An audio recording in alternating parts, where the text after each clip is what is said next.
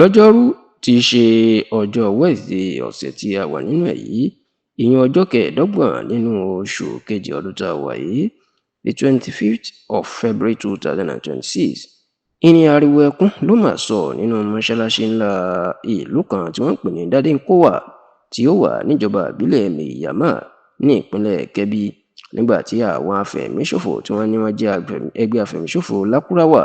tí wọ́n lọ kọlu mọ́ṣáláṣí lásìkò táwọn èèyàn ń kírun lọ́wọ́ tó fẹ́ ṣínu ìyún ìrun ìrọ̀lẹ́ táwọn mùsùlùmí máa ń pè ní ìrun Maghrib, tó sì jẹ́ pé èèyàn bíi 5 èèyàn máa fi ìbọn pa sínú mọ́ṣáláṣí ìlú Dadinkowa kó tó di pé àwọn ẹrúkú náà wọ́n bẹ́sẹ̀ wọn sọ̀rọ̀ èèyàn pé wọ́n na pápá bora wọn sá lọ. Tẹlifíṣàn Yorùbá Tòótọ́ gbọ́ pé ìrọ̀lẹ́ nígbà tí àwọn mùsùlùmí tó fẹ́ ṣínu àwẹ̀ Ramadan tó wà nínú ẹ̀ yìí tí wọ́n ń kírun Maghrib lọ́wọ́ ní àwọn afẹ̀míṣòfò Lakurawa náà dé tìbọntìbọn tí wọ́n sì wo pé inú àwẹ̀ làwọn náà wà tí wọ́n fi bẹ̀rẹ̀ sí ní máa pa àwọn mùsùlùmí. Kódà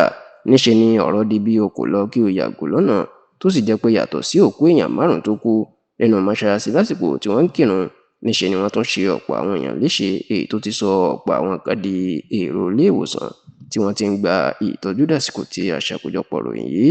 Nígbà tó ń túbọ̀ tan ìmọ́lẹ̀ sí ìṣẹ̀lẹ̀ ìbànújẹ́ yìí, agbẹnusọ iléeṣẹ́ ọlọ́pàá ìpínlẹ̀ Kebbi ọ̀gbẹ́ni Bashir Usman jẹ́ kó di mọ̀ pé àwọn ẹgbẹ́ afẹ̀míṣòfò Lakurawa ó ní wọ́n wá gbẹ̀san ìṣẹ̀lẹ̀ tó ṣẹlẹ̀ sí wọn ní ìpínlẹ̀ Kebbi ní àìpẹ́ yìí, ni wọ́n wá gbẹ̀san ẹ̀ ní ara àwọn tó ń kírun ní mọ́ṣáláṣí ìlú Dadinkowa. Ó ní láìpẹ́ yìí ni ọ̀gá iléeṣẹ́ ogun 8 Division ti Sector 2 ìyún ti ogun jíjà Operation Fansanyama ọ̀gágun Bemba Kugna ó ní ọ̀sẹ̀ díẹ̀ sẹ́yìn ni ó lọ ń ṣàbẹ̀wò sí àwọn ọmọ ogun ẹ̀, ṣùgbọ́n tí àwọn ọmọ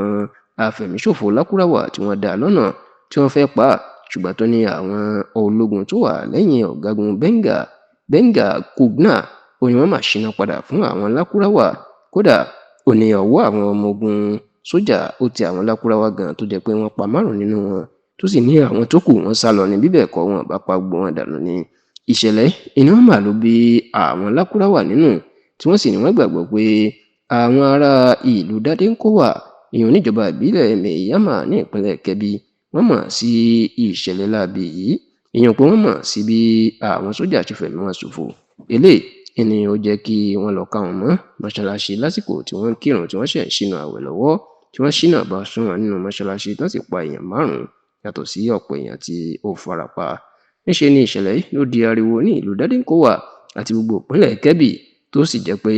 níṣe ni ọ̀pọ̀ àwọn èèyàn náà wọ́n ń ṣépè fún àwọn ẹni náà wípé wọn ò mọ irú ẹ̀sìn tó ń ṣe o, nítorí pé ká ní mùsùlùmí ni wọ́n lóòótọ́, wọn ò ní máa pa àwọn mùsùlùmí tó ń gbààwẹ̀ lọ́wọ́ àti sínú mọ́ṣáláṣí.